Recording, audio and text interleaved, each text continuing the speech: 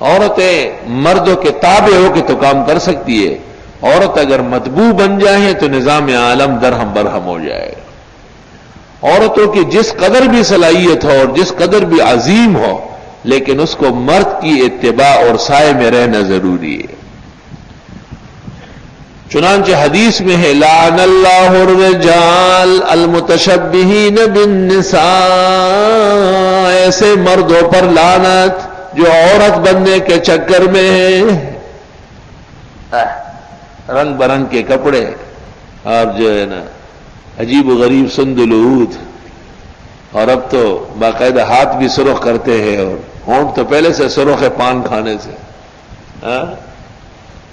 اور قمیص کے نیچے بنیان سرخ رنگ کا، تو یہ زاربند بھی سرخ رنگ کا ہوگا۔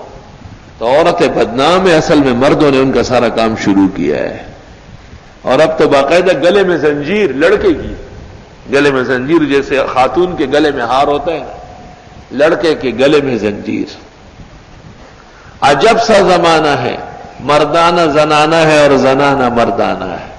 خواجہ عزیز الحسن مجذوب فرماتے ہیں رنگ زیبا و جامعی دیبا سندل عود رنگ بوئے ہوس ایہ مزینت زنان باشد مرد را کی رخای زینت بس وہ ایک ہی کام کافی ہے جو اللہ نے دیا ہے۔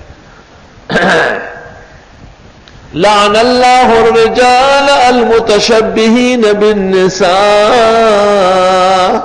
ولعن اللہ النساء المتشبہات بالرجال، ایسی عورتوں پر لعنت جو مردوں کے ساتھ شانہ بشانہ چلے،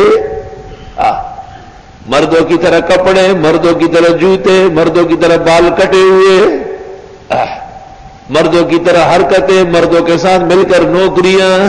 لعن اللہ النساء، ایسی عورتوں پر خدا کی لعنت، المتشبہات بالرجال، جو مردوں کے طرح بننے کی کوشش کرے۔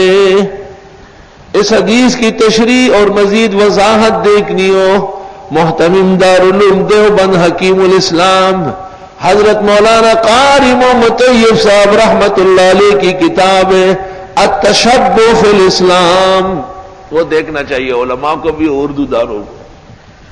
علماء لکھتے ہیں جیسے حکیم الامت کی کوئی کتاب دنیا میں نہ ہوتی، بیان القرآن کافی دی، اور اصلاح انقلاب امت اور التکشف۔